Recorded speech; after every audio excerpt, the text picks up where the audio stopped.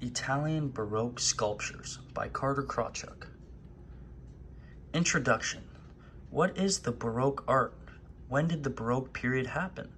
Who was the most prominent artists during the Baroque period? Who is Bernini and why is he so important? As you can see in these first two pictures, they're both done by Bernini. First off, we have the Pluto and Persephone. The Pluto and Persephone is a great tale. This sculpture is the adduction of Persephone by the god of the underworld, Pluto. Bernini's interest in textures are not usually depicted so naturally in sculptures. He even adds tears that are rendered in stone. And on the far right, we have Apollo and Daphne. Apollo and Daphne was an earlier piece done by Bernini. You will see that Bernini was one of a kind in Baroque sculptures. The story goes that Daphne was saved from the rape by the gods, who turned her into a laurel tree. Imagine how much time and effort it would take to depict leaves and marble. What is Baroque art? Baroque art was most known for its dramatic lighting, realistic portraits, and emotional style. The Italian Baroque period was very significant and impactful.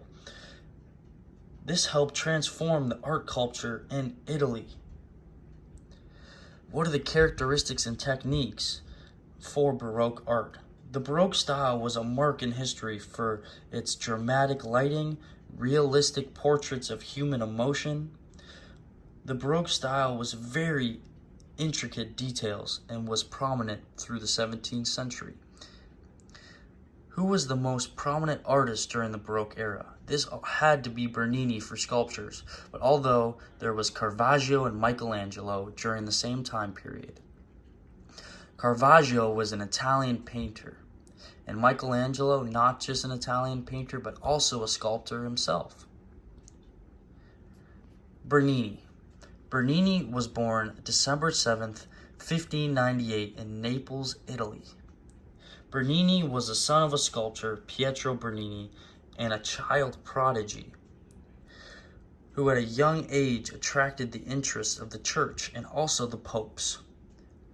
Bernini's style was very intricate, with very strong details and very strong emotion.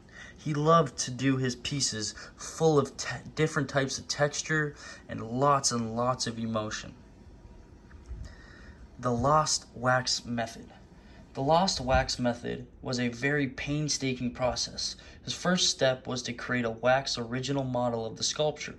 And then he would use real-life objects like lizards, leaves, to create an extremely lifelike appearance.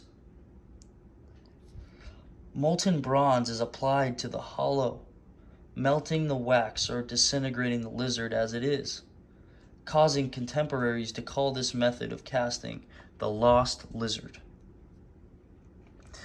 Bernini's most famous sculptures was the David and Saint Teresa. Why is David so special?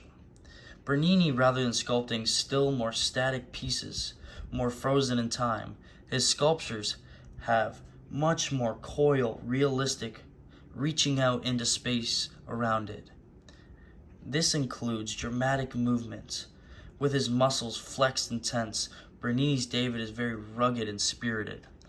As you can see in this picture, he's very coiled, ready to shoot off that slingshot as hard as he can. You can see the emotion in his face and the intricate details. Saint Teresa portrays a more overpowering sense of spiritual pleasure in saving Christ.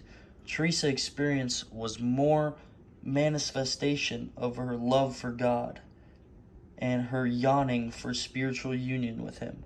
This also depicts Saint Teresa as an angel, but in human form. As you can see in this bottom corner, here is Pietro Bernini, Bernini's father's artwork, a fellow sculptor, and it really raised him to become a great Baroque artist and to start his whole new wave of very intricate and satisfying detail with dramatic form. Thank you for listening to my presentation.